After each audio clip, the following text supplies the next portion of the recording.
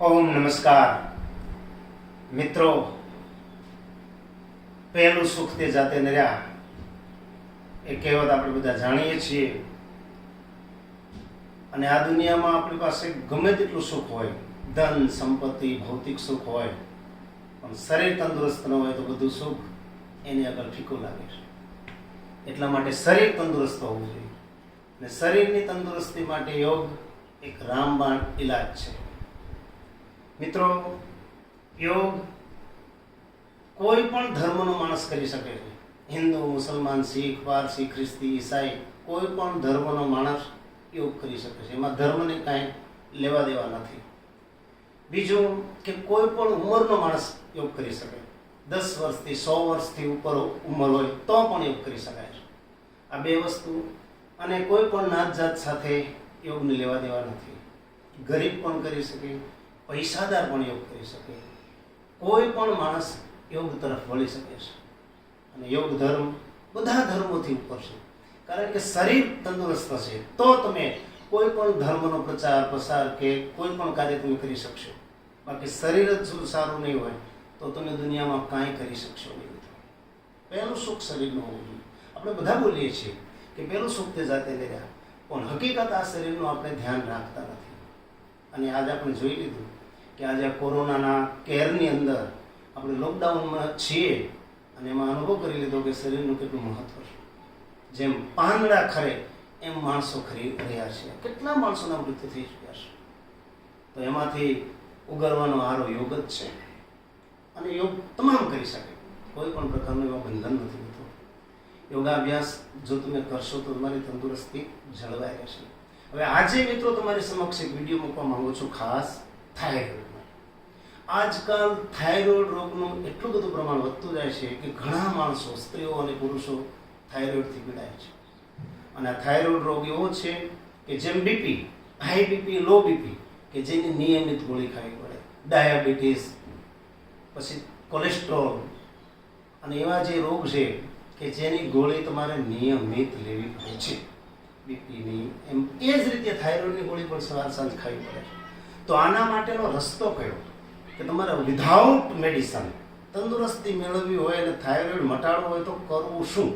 તો એના માટે યોગમાં એક સરસ પ્રાણાયામ છે, ઉજ્જાઈ. બાબા રામદેવ 8 પ્રાણાયામો શીખવાડે છે. એમાં 8મો પ્રાણાયામ છે ઉજ્જાઈ. ઉજ્જાઈ પ્રાણાયામ જો તમે સવાર અને સાંજ બંને ટાઈમ કરો તો 100% તમે થાઇરોઇડમાંથી મુક્તિ મેળવી શકો છો. અને થાઇરોઇડનો શરીર ઉપર 2 રીતે પ્રભાવ પડે છે. એક તો શરીર સાવ દુબળું પડી જાય છે, એકદમ સિંગલ બોડી બની જાય. અને એકમાં શરીર ફૂલી જતું હોય છે, વધારે પડતું વજન વધી જતું હોય છે. તો આવી અસર થાઇરોઇડની આ શરીર ઉપર પડતી હોય છે. હવે થાઇરોઇડને મટાડવા માટેનું પ્રાણાયામ ઉજ્જાઈ. હવે ઉજ્જાઈ કેવી રીતે કરવું એ હું તમને ખાસ શીખવીશ. સિદ્ધાસન, વજ્રાસન, સુખાસન, પદ્માસન, કોઈ પણ આસનની અંદર તમે બેસી જાઓ. બેઠા પછી જ્ઞાન મુદ્રામાં બેસો અને ગળું ટાઈટ કરીને શ્વાસ ભરવાનો. થાઇરોઇડ ગળાની અંદર થતું હોય છે આ પ્રમાણે. અને ટાઈટ કરી શ્વાસ ભરી ગરદન નીચે રાખી ઘડી રોકી રાખવાનો અને ડાબા નસકોરે શ્વાસને છોડી દેવાનો. આ રીતે ઉજ્જાઈ પ્રાણાયામ કરવું જોઈએ. ગળું ટાઈટ કરી ધીરેથી શ્વાસ ભરવાનો.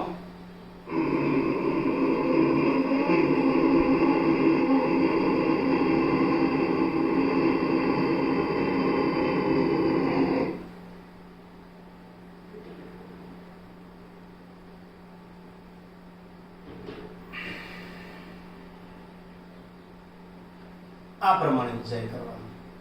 જો એકદમ ઝડપથી શ્વાસ ભરશો તો ઉજ્જાઈ નહીં કરી શકો, પણ ગળું ટાઈટ કરી ધીરેથી જ શ્વાસ ભરવાનો. ફરીથી બતાવી દઉં તમને આ પ્રમાણે.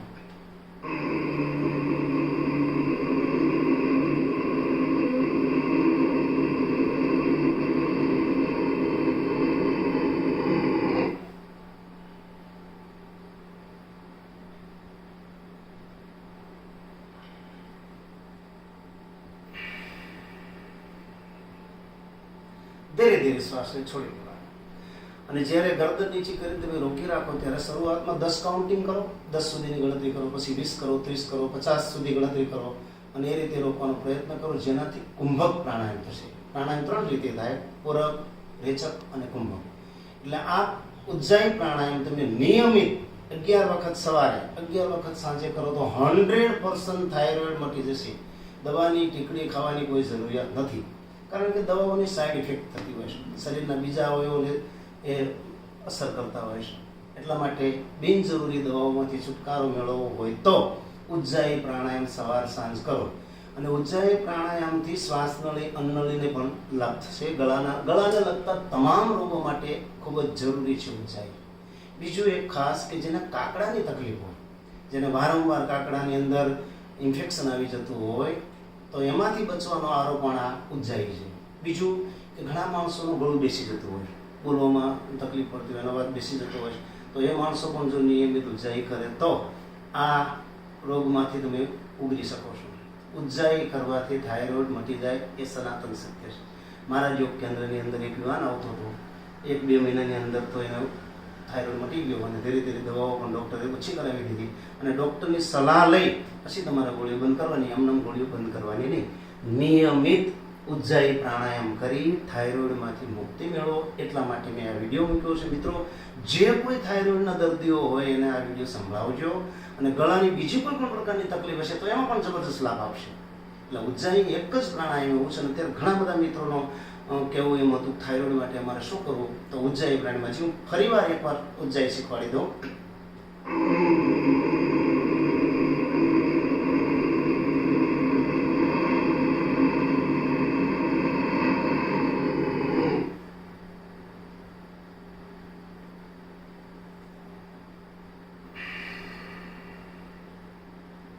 આ પ્રમાણે કરવાનું છે. ઉજ્જાઈ પ્રાણાયામ કરી થાઇરોઇડ મટાડો એવી મારી વિનંતી છે તમને મિત્રો. જો આ વિડીયો તમને ગમે તો સબસ્ક્રાઈબ કરજો, લાઈક કરજો, શેર કરજો. અને મારી ચેનલ છે યોગ સંજીવની જગમાલભાઈ, એ ચેનલની અંદર બીજા વિડીયો પણ મૂકેલું છે, જોઈજો અને બીજાને આ વિડીયો દેખાડજો. નમસ્કાર.